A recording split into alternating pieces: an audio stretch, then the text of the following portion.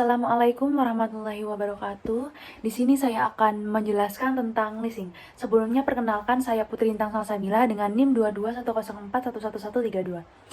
Pertama yang saya akan bahas yaitu tentang pengertian leasing.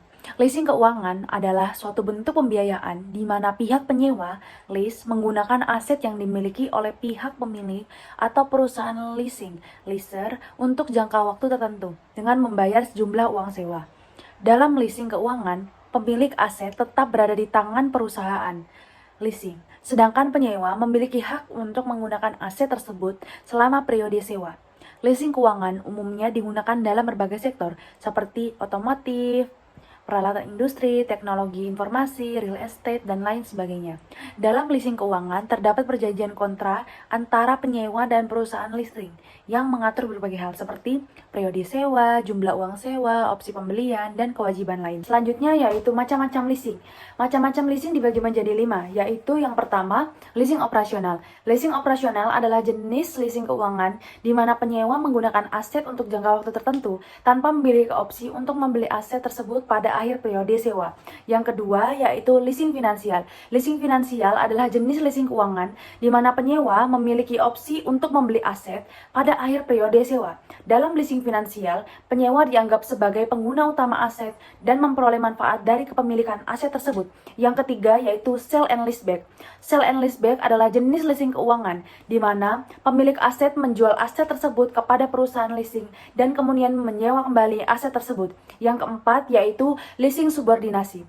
Leasing subordinasi adalah jenis leasing keuangan di mana perusahaan leasing memberikan pembiayaan tambahan kepada penyewa yang telah memiliki aset yang dijadikan jaminan. Yang kelima yaitu leasing cross border. Leasing cross border adalah jenis leasing keuangan di mana aset disewakan di suatu negara dan digunakan di negara lain. Hal ini umum terjadi dalam bisnis internasional di mana perusahaan membutuhkan aset di negara lain untuk mendukung operasional mereka. Lalu ada pihak leasing.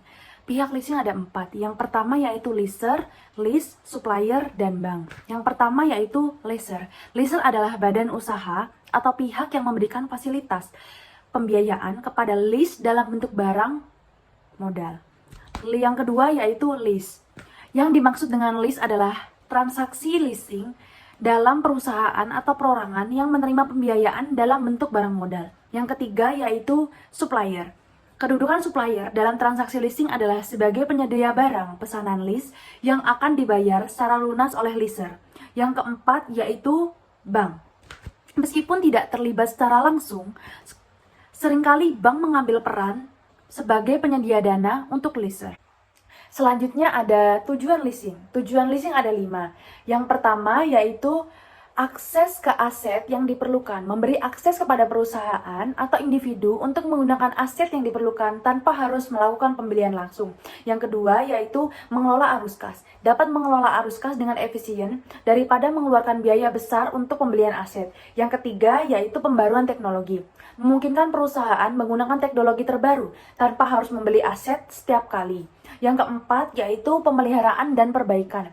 Mengurangi beban pemeliharaan yang harus ditanggung oleh penyewa dan perbankan aset. Yang kelima yaitu fleksibel. Mengatur kebutuhan aset mereka sesuai dengan kebutuhan bisnis atau pribadi. Adapun beberapa keuntungan dari leasing. Yang pertama yaitu kontrak yang fleksibel. Dalam leasing waktu leasing dan besarnya biaya yang dikeluarkan sesuai dengan kondisi keuangan nasabah.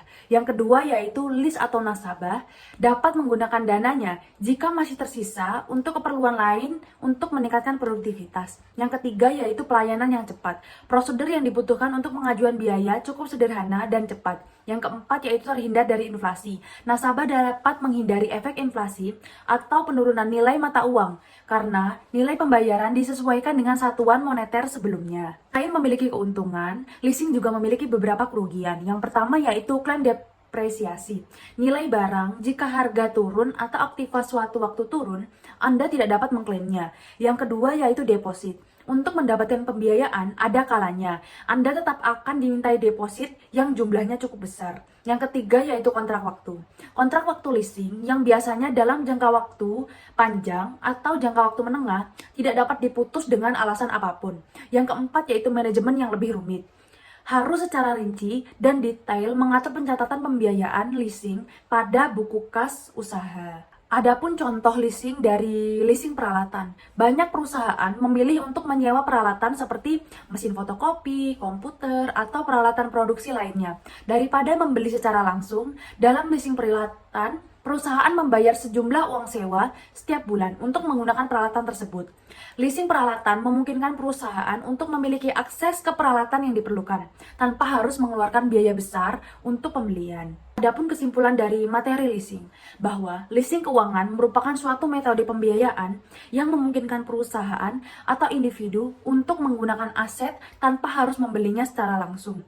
Dalam leasing keuangan, penyewa membayar sejumlah uang kepada pemilik aset, leaser, untuk menggunakan aset tersebut dalam jangka waktu tertentu. Setelah jangka waktu berakhir, penyewa memiliki opsi untuk membeli aset dengan harga yang telah ditentukan sebelumnya. Baik, cukup sekian penjelasan materi leasing keuangan saya kali ini. Kurang lebihnya mohon maaf. Wassalamualaikum warahmatullahi wabarakatuh.